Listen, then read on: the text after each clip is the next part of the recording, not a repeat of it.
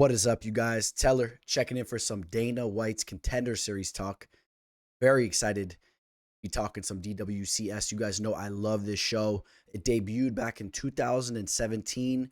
We're now going into the 7th season, and you guys know it has delivered some of the best fighters in the game at this point in time. This isn't a show that's just delivering fighters to fill the roster in the UFC. I mean, we're talking some of the best fighters in the game right now. And before we jump into this card, you guys got to let me know who are some of your favorite fighters that have came off the show. We'll go through some of them here. Jamal Hill, he's technically not currently the champion, but obviously, I mean, he reached the top of the division. He'll be back to try to regain that title after he heals up from his injury. I mean, major talent in Jamal Hill. Jalton Almeida, this is a fighter that could definitely be fighting for the belt in the near future. A very, very talented fighter. Sean O'Malley, he's going to be fighting for the belt here very soon. Who else we got here? Talia Santos, she fought for the belt, right? Came up a little bit short. A lot of people thought that she won that fight. Brendan Laughlin, he didn't even get signed to the UFC, but he has proven to be a very, very talented fighter fighting over in the PFL these days. Jeff Neal, Jack Della Maddalena.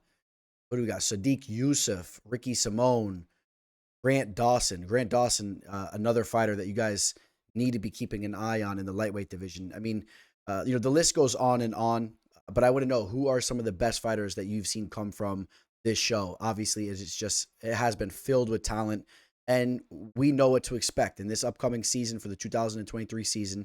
We know there's going to be plenty of fighters coming from this show that are going to look to potentially contend for the title in the near future. There should at least be one fighter that comes out of this season that's that type of talent. And there'll be plenty of fighters that are UFC worthy, of course. So I'm excited to jump into this fight. We have 5 fights we're going to be talking about here, ranging from the heavyweight division all the way down to the flyweight division. And before we jump into this first fight, if you can, please smash the like button on this video. If you guys like this type of content and you want me to diversify the content I bring to you guys, please like these videos, and I'll have all types of prediction videos and breakdowns coming to you, whether it's PFL, Bellator, Dana White's Contender Series. The more I see the likes come in and the views come in, I'm going to give you guys some solid content there. Please follow me on all my social media on Instagram, MMA Fortune Teller _. I'm trying to hit that 10K mark, creeping up to the 9K mark. I've been struggling to hit that 10K mark, so if you'd help me out there, I'd appreciate it a lot. I'm on Twitter at the MMA Teller. All right, guys, let's go jump into the first fight. Welcome to the show. This is the MMA Fortune Teller. Yeah.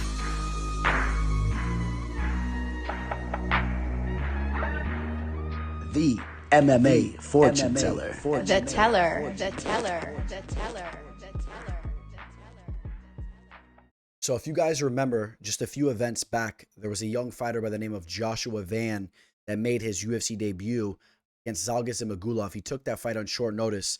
He was actually supposed to be kicking this season off fighting Kevin Borjas, and we saw how talented Van looked. He went out there, defeated a true veteran in the game in Zhalgas Zhumagulov, essentially gave Zhalgas his walking papers. I don't believe we'll ever see him fighting in the UFC again. So just understanding what type of level of talent that we're watching on this show here. But Van was supposed to be taking on Kevin Borjas. He obviously is not taking him on anymore, and in steps Victor Diaz, who's 11-2. He's 32 years old. He's not necessarily young. He's been grinding over at American Top Team, sharpening up his skill set.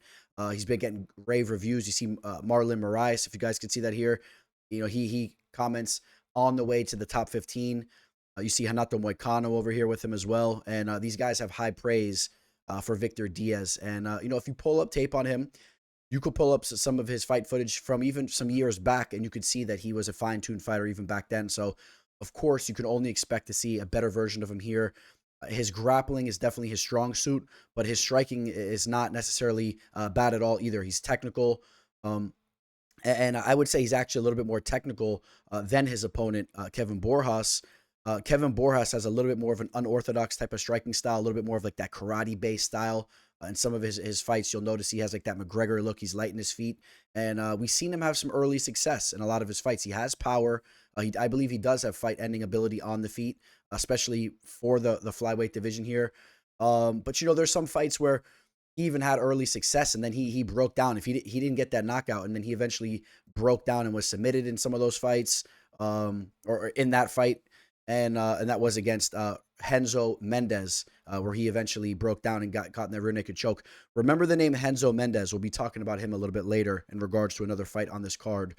But I do believe that Renzo Mendez is actually a decent fighter. Take note that if you pull up that fight on YouTube, that was 3.5 years ago. So obviously, Kevin Borjas has to be a better product of himself right now. We do not have all the stats on him, as you see. We don't have his age here. We don't have a height and reach for him here. But from what I'm hearing, Victor Diaz is actually a pretty big flyweight fighter for the division. He is taking this fight on short notice. So if there's one thing you want to worry about him, maybe you hope that he's in good shape and he has a good weight cut and his cardio and everything is there. But he's a fighter that I do believe will be better in every aspect of this fight. I think that he'll be more disciplined and technical on the feet. I think he can hold his own there as long as he doesn't get caught with a fight impacting shot that shakes things up. But eventually, I think Victor Diaz will get Kevin Borjas down to the mat where he'll thrive with his BJJ. He'll probably pressure him up against the cage and rip him down to the mat, or at least at one point in time, this fight's going to touch the mat. And I'm worried for Kevin's sake that he's going to get submitted here. Victor Diaz, again, he's a fighter. He's 11-2. And in those 11 wins, he has 6 of those wins coming by submission. Okay, so a good amount of those wins coming by way of submission, and a diverse amount of submissions too. He's a well-rounded grappler. So yeah, I got to lean Victor to get the job done there. Let's go take a look at the betting line. Victor Diaz opened up as a -300 on Bet Online. He is now a -400. So maybe some insider knowledge there. Some of the hometown boys over at American Top Team feel like there's some easy money on the table. It seems like a lot of those guys are really backing Victor Diaz here. And we'll monitor that line. I mean, a -400 line, I'll tell you this much. We've seen on Dana White's Contender Series, I believe we've seen a lot of these big favorites that come in.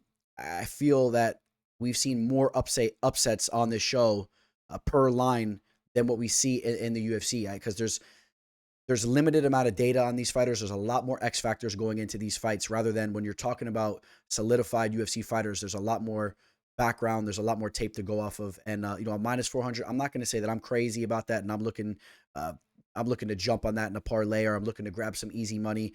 I was decently impressed with some of the striking skills that Kevin has shown.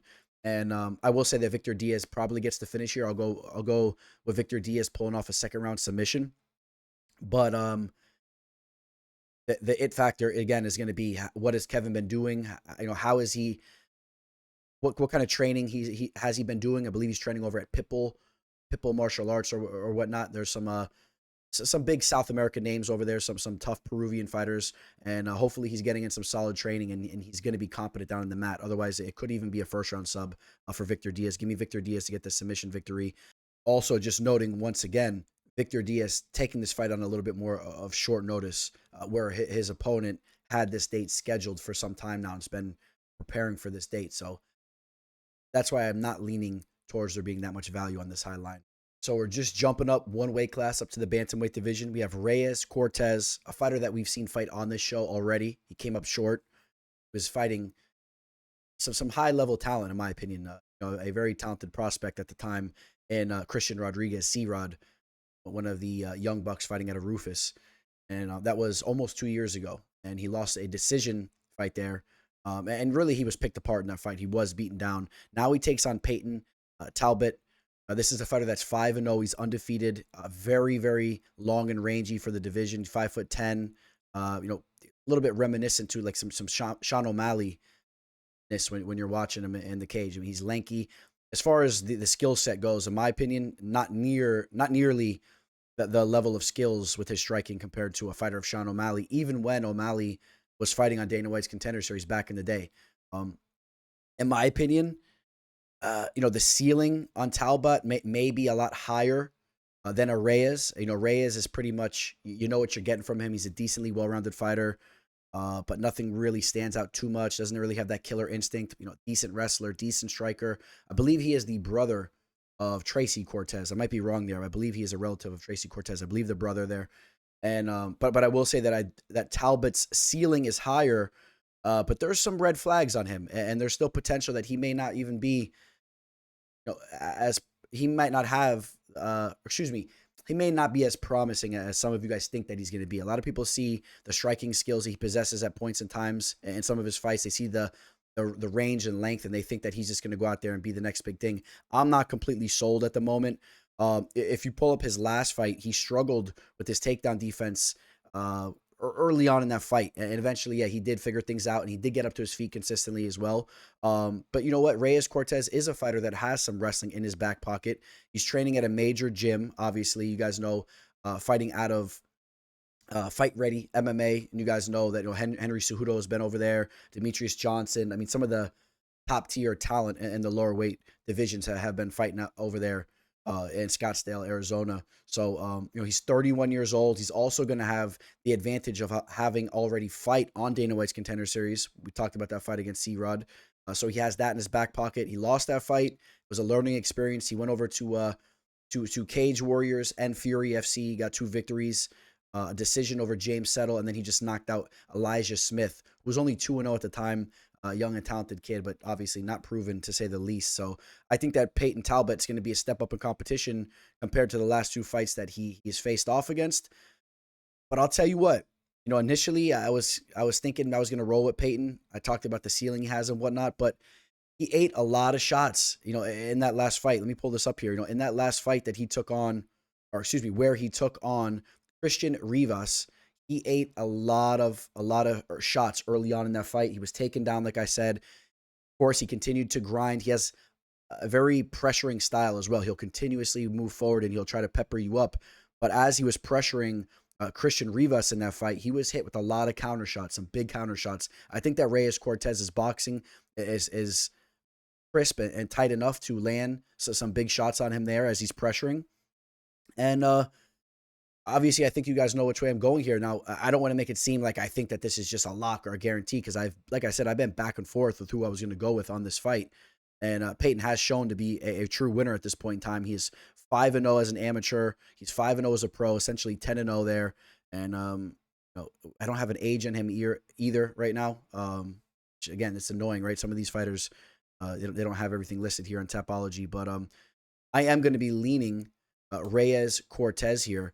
And just based on the fact that I think that there's some potential that he could use his wrestling to solidify some takedowns and maybe snag a couple rounds, some close rounds there.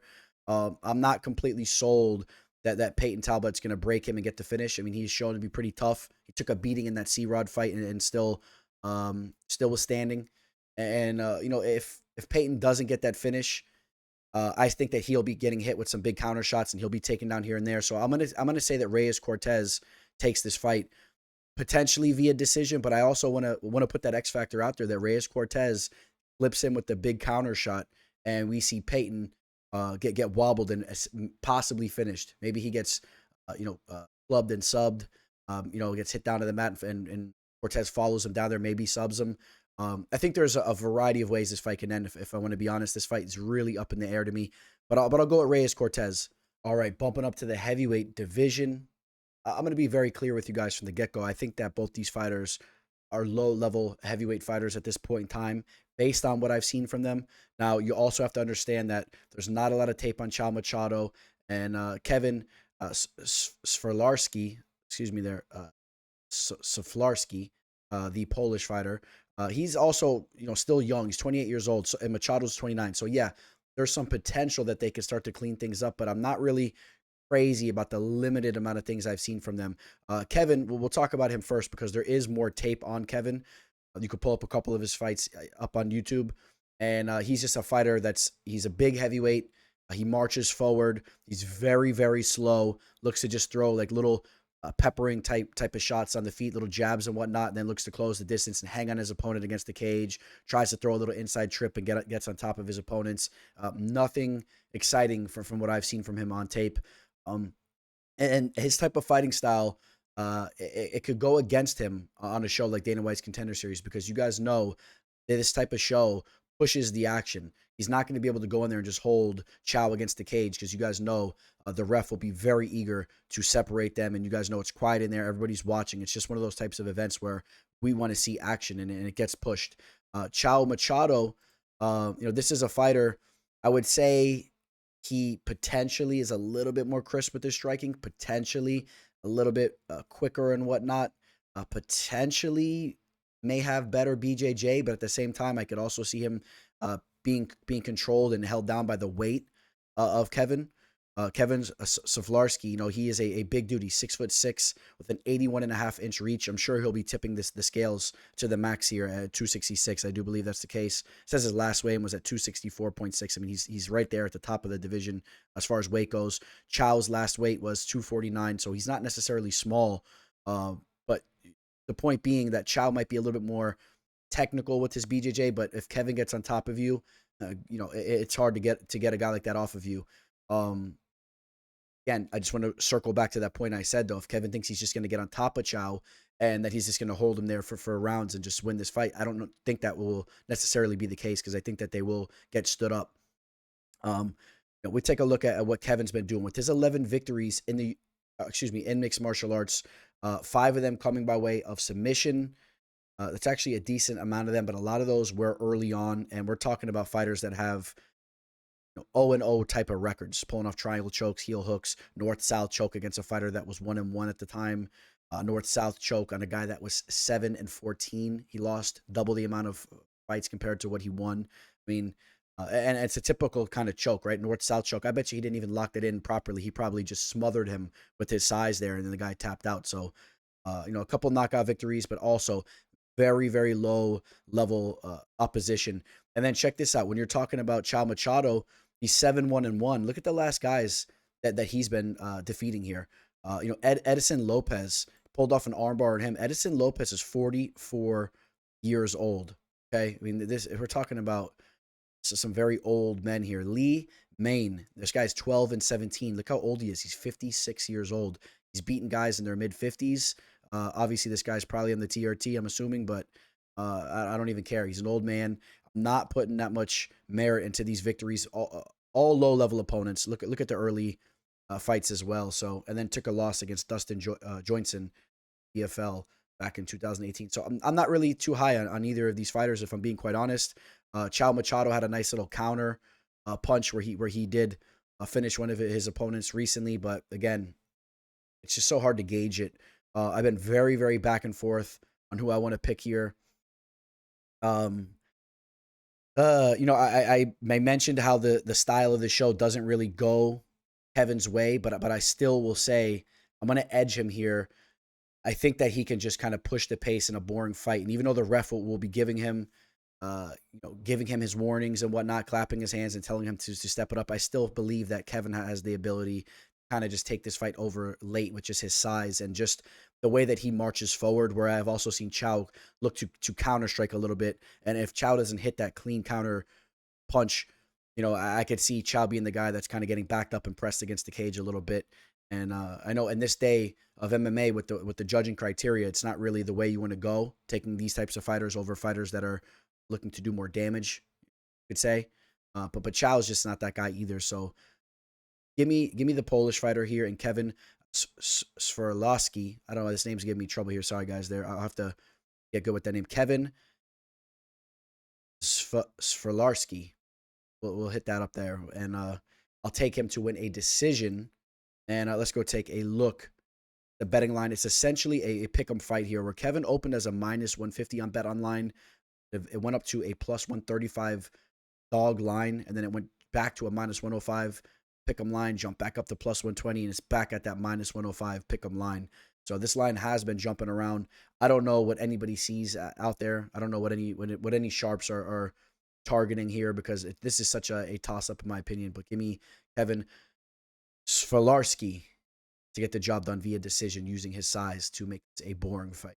Over to the lightweight division, we have Tom Nolan taking on Bogdan Grad, who fights out of Austria, while Tom Nolan fights out of Australia. I would pencil this in as the fight of the night. This is the fight that I am most looking forward to on this card. It's a very evenly matched fight. Both fighters are very entertaining to watch. You pull tape up on these fighters. They bring the fight. They're diverse with their attacks. Both of them like to throw spinning attacks, a lot of spinning kicks and whatnot. They go out there and they look to finish their opposition. So I think that this has all the makings to be a barn burner type of affair. We can kick things off by talking about Bogdan here a little bit. He's 11-1 as a pro. As I mentioned, fighting out of Austria, not necessarily known for being a country that produces of a lot of high level MMA talent. I guess you could say Alexander Rakic. He fights out of Austria. I know he's Serbian as far as his blood goes, but I believe he lives in Austria. But not a lot of other notable names. If you guys could think of some, throw them out there. But Bogdan is a fighter that has great killer instinct. He goes out there and looks to finish his opponent. You could pull up one fight where he hits his opponent with a spinning heel kick, I believe it was, and finished him there. Good boxing, or decent boxing, at least as far as the power goes. Not the most technical, but he has like that killer instinct with his boxing. He'll go in there, he'll throw some heavy flurries on you. I have seen some fights from him where he struggled with his takedown defense, and I do believe that's one of the holes in his game is his wrestling. But the thing that I liked about what I saw from him in some of those spots was when he was taken down, his jiu-jitsu was pretty nasty. I saw one time he was taken down and he used an omoplata to reverse position. Eventually, he started to do damage to his opponent there. Another fight, he was taken down early on. He was attacking instantly, throwing triangles up, reversed his opponent, flattened his opponent out, and then finished him up there via TKO. So this is a fighter it seems that he struggles a little bit with his takedown defense, but it's almost like he's not too worried about going there because he feels confident that he could use his BJJ to reverse position and whatnot. Now, that could be a little bit of an issue, though, right? Sometimes fighters get a little bit too comfortable being taken down. That could cost you there because if he's not able to pull off a sub or if he's not able to reverse his opponent there, you might see him on his back for some time. And when you have a fighter like Tom Nolan, who seems to be a pretty polished fighter, especially as far as his age goes, he's a very young kid. I believe he's 23 years old. This is a fighter that's a well-rounded fighter.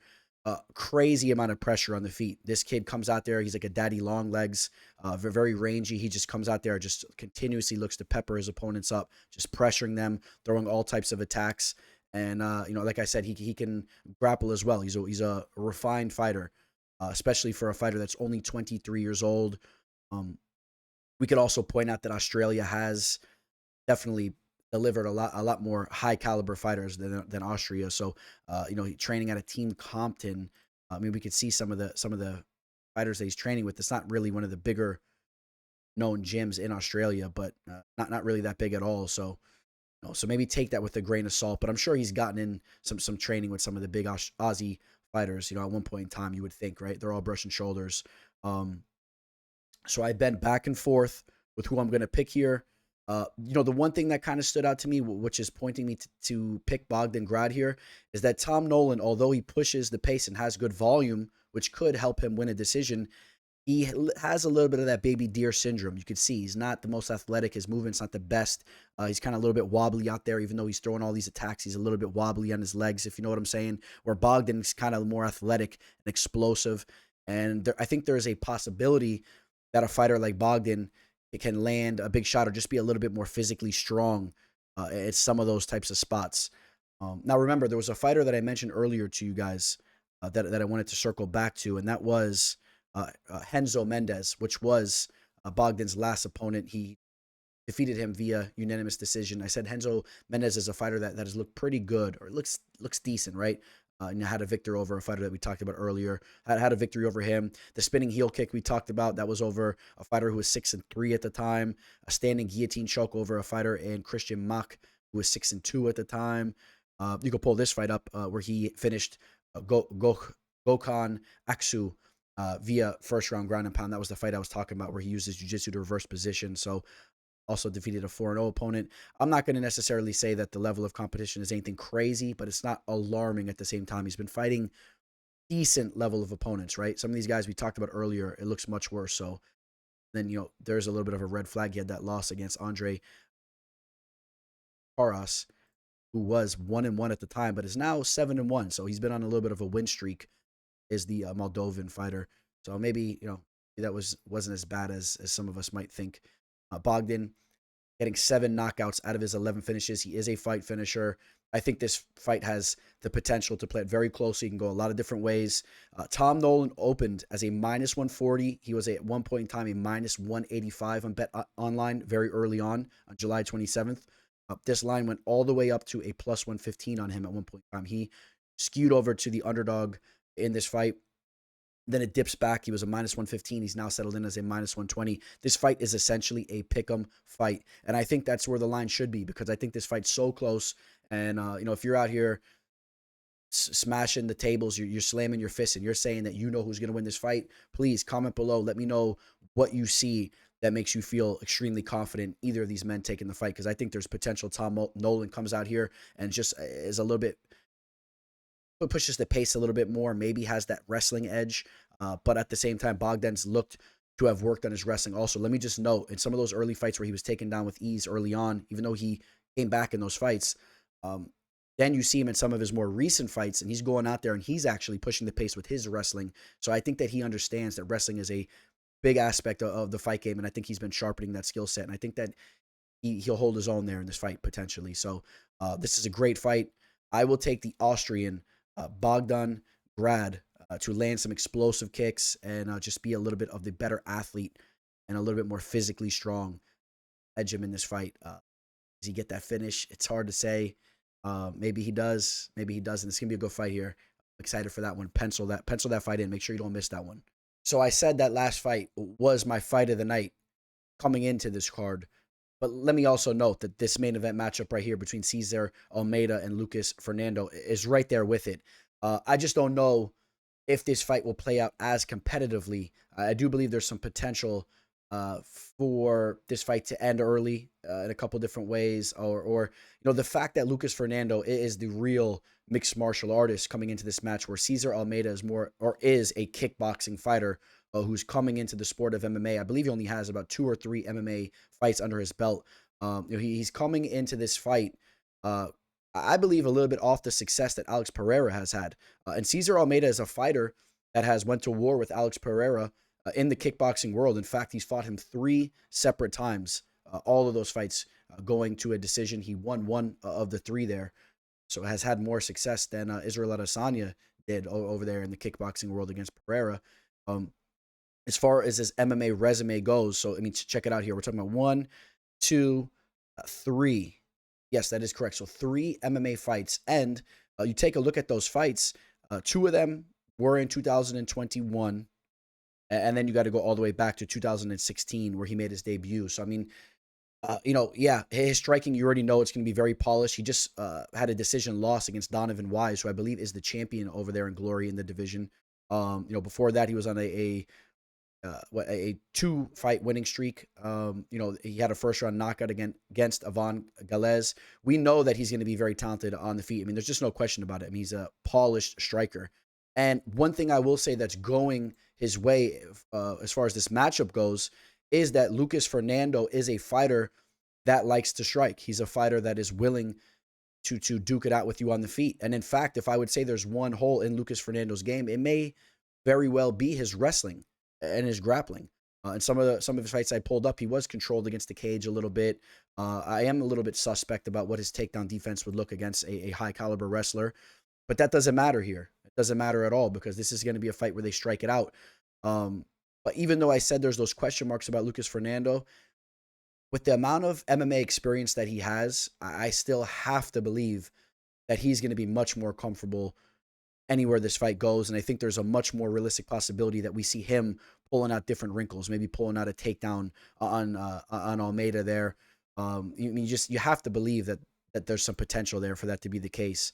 When you have a fighter that only has 3 pro MMA fights compared to a guy in Lucas Fernando who now has 10 pro fights under his belt, and he's looked amazing. Like I said, 4-0 over in LFA. Just knocked out Janzi Silva in the 4th round, a first-round knockout against Fabio Aguilar, a first-round victory over João Vitor Dantas.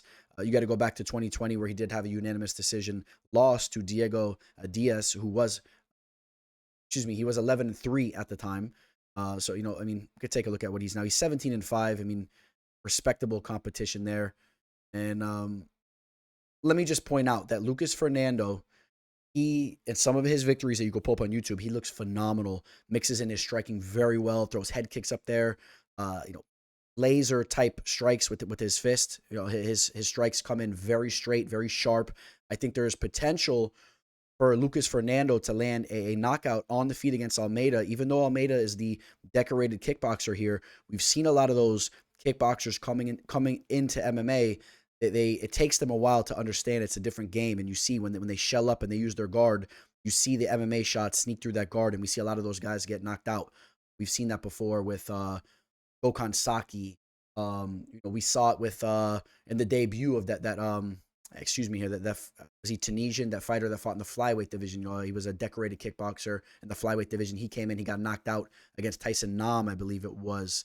But we've seen that time and time again. They're not all coming to me right now. If you guys want to comment some fights that we've seen like that, we have seen kickboxers come in and get knocked out. And I think that Lucas Fernando may land some big shots. He's just going to be the more comfortable MMA fighter. He can go in from the clinch, break out, use his kickboxing skills just a little bit more naturally than Almeida here, potentially.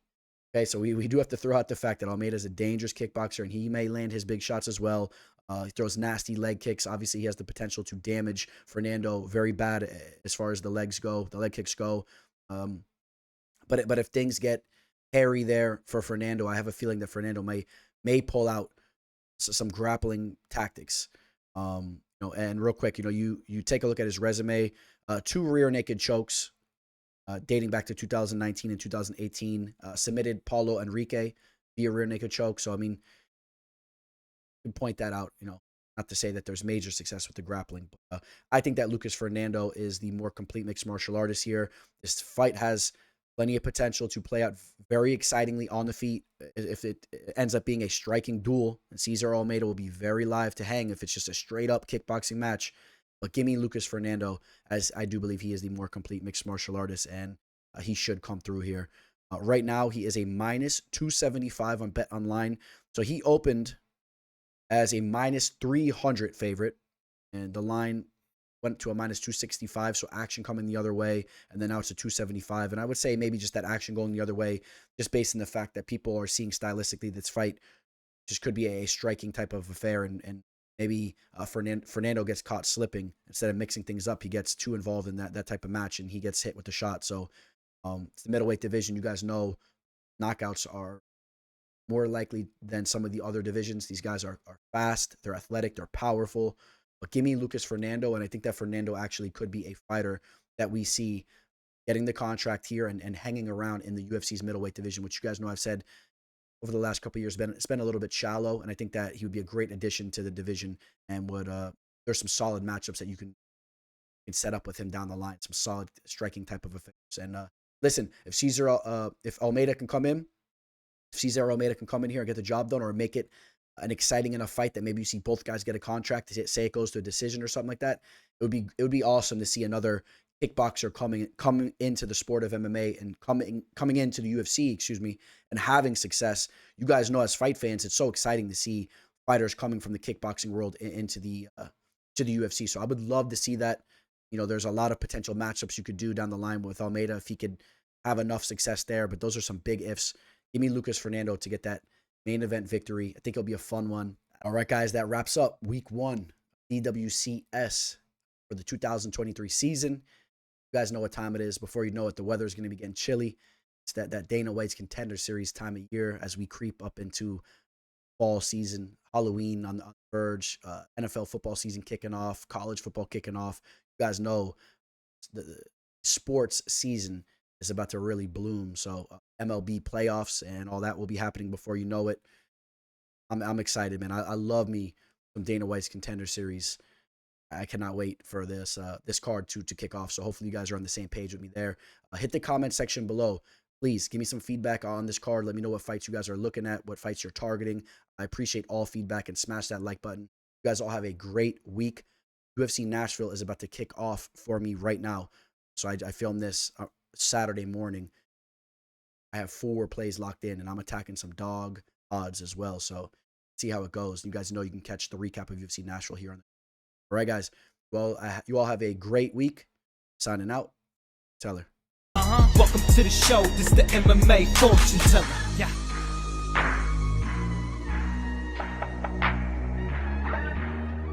The MMA fortune teller. The teller.